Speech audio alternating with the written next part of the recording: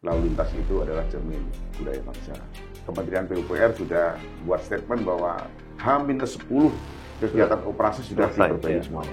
Kalau one way itu kan dimanapun bisa dilakukan ketika kita melihat bangkitan arus bahwa volume jalan itu tidak menampung.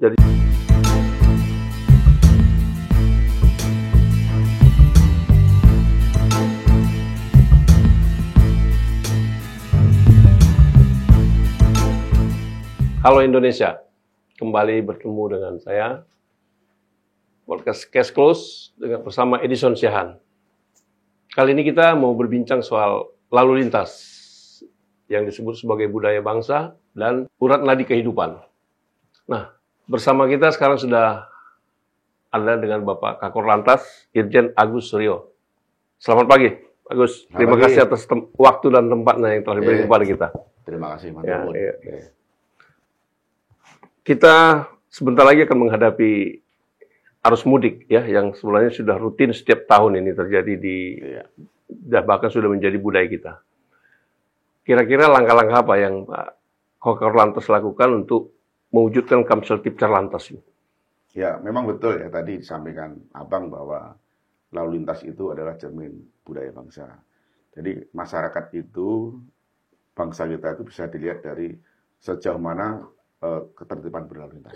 Jadi dari situ, dan lalu lintas itu adalah urat nadi kehidupan. Jadi memang hampir hiruk pikuk di jalan, masyarakat ini banyak menggunakan transportasi, baik itu kendaraan dan menggunakan jalan. Kaitannya dengan operasi ketupat Lebaran nanti, Mabes Polri, Korlantas Polri mengawali operasi keselamatan lalu lintas. Jadi operasi keselamatan lalu lintas itu untuk mewujudkan lalu lintas yang aman, tertib dan lancar. Sasarannya adalah bagaimana pengguna jalan itu patuh dan taat, dan meminimais mungkin pelanggaran lalu lintas, termasuk juga kecelakaan lalu lintas. Dari operasi keselamatan lalu lintas, nanti kita akan melakukan operasi ketupat, itu operasi mudik. Mudik sudah kita persiapkan dari awal ya. Korlantas dengan stakeholder, kementerian dan lembaga sudah rapat koordinasi, terus sudah survei, sudah cek jalur. Ada 4 klaster yang harus kita kelola. Yang pertama itu adalah jalan tol. Jalan tol kita kelola betul, karena lompatan atau bangkitan arus pasti cukup tinggi. Jadi hiruk pikuk tol sudah kita identifikasi, baik lompatan arus yang cukup tinggi, terus rest area yang tidak menampung pengunjung, termasuk exit dan intralton. Termasuk juga ada tol fungsional. Tol fungsional itu ada di Capek 2, ada di Solo, Jogja. Itu sasaran pertama. Yang kedua, jalan nasional. Jalan nasional kami turun langsung dengan stakeholder, turun bahwa penggal-penggal jalan tertentu itu masih banyak, ada yang rusak, ada yang berlubang. Sekarang dari Kementerian PUPR sudah buat statement bahwa H-10 kegiatan operasi sudah diperbaiki semuanya. Nah, artinya ini nanti bisa selesai semua. Artinya koordinasi sudah terus maksimal ya, supaya mewujudkan. Saya lanjutkan lagi ya. Kalau tadi tol sudah, jalan nasional, pelabuhan, dari penyeberangan, baik itu Merak, Bakauheni, Tanjung Perak, terus di Ketapang, ini sudah kita lakukan survei. Ada skenario-skenario yang kemarin kita lakukan, kita evaluasi lagi sehingga nanti akan mempermudah untuk penyeberangan. Jangan seperti tahun lalu yang ada masalah juga ya. Jadi sudah ada solusi. Ada 3 pelabuhan yang ada di Banten, nanti di Lampung juga ada 3 pelabuhan. Jadi nanti Merak nanti koneknya ke Bakauheni, jadi 1 jalur. Terus nanti Ciwandan itu nanti koneknya ke Wika. Terus nanti BBC, nanti BBC. Sehingga nanti ini akan mempercepat. Dan nanti kita tambah angkutan lautnya. Apakah sistem satu arah itu masih tetap kita lakukan nanti? Kalau one way itu kan dimanapun bisa dilakukan ketika kita melihat bangkitan arus bahwa volume jalan itu tidak menampung. Jadi situasional ya? Ya, situasional. Contohnya di tol. Di tol itu H-3. Biasanya nanti ketika kita menganalisa bangkitan arus cukup tinggi, kita akan lakukan one way dari kilometer 70 sampai 400 414 sampai Ya. Kali Kangkung. Termasuk juga arus baliknya nanti kita lakukan one way nasional. Artinya Kakor Lantas sudah sangat siap untuk menghadapi arus mudik dan balik nanti ya? Ya tentunya mohon doa restunya ya, karena kan stakeholder semua sedang bekerja. Contoh hari ini kita juga dikagetkan dengan kondisi ekstrim, Kemang banjir, terus apa namanya di puncak juga banjir. Hal-hal yang ini di samping skenario cara bertindak, juga ada cara bertindak kontingensi yang harus kita siapkan. Kondisi alam sangat mempengaruhi cara bertindak nanti ketika proses itu berjalan. Lalu otomatis kan Korlantas juga harus mengimbau, memberikan imbauan dan kepada para pemudik nanti. Kira-kira apa saja yang harus mereka persiapkan supaya bisa Kamsel Tipcar Lantas itu terwujud dan mereka juga kembali ke Jakarta dengan selamat dan tidak mengalami masalah apapun gitu kira-kira. Iya, memang belanja masalah dan identifikasi masalah sudah kita lakukan.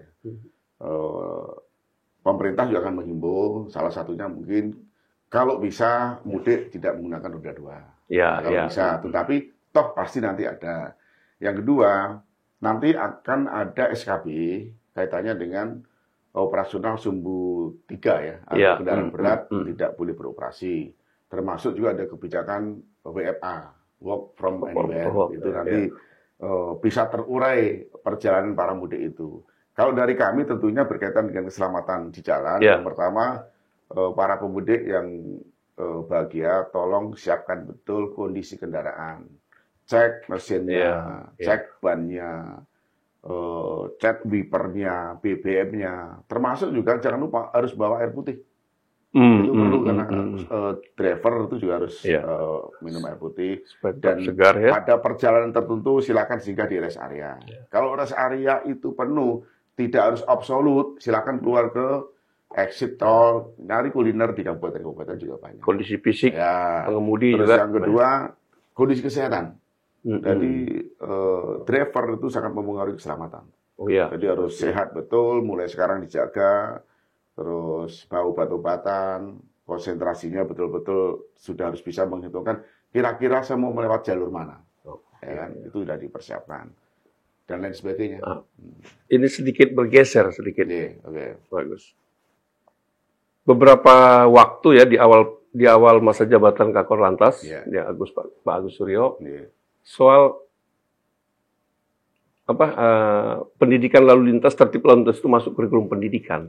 Nah, dan sebenarnya sudah lama itu digaungkan oleh termasuk Indonesia Traffic Watch ketika itu menggaungkan agar penindakan itu di belakang sebenarnya.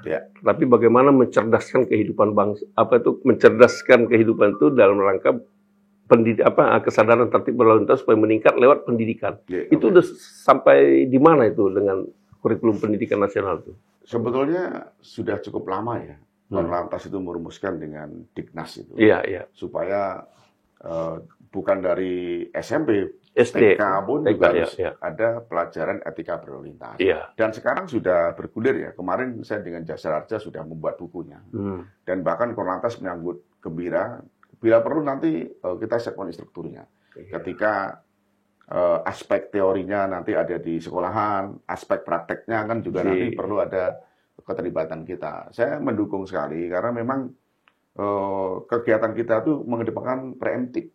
Jadi preemptif, edukatif, preventif, baru penegakan hukum. Dan Polantas itu tidak bangga sebenarnya menindak itu. Tidak bangga. Jadi nilang itu tidak bangga. Tetapi kita mengharapkan kesadaran pribadi pengemudi untuk keselamatan. Karena korban kecelakaan cukup banyak. Artinya itu menjadi kebutuhan bagi masyarakat. Nah ini bagaimana membangun ini otomatis lewat edukasi pendidikan itu. Terima kasih. Saya mohon doa restu semoga operasi ketupat berjalan lancar, masyarakat kita kawal sampai tujuan dengan aman, selamat, tertib dan lancar. Amin. Terima kasih. Salam presisi.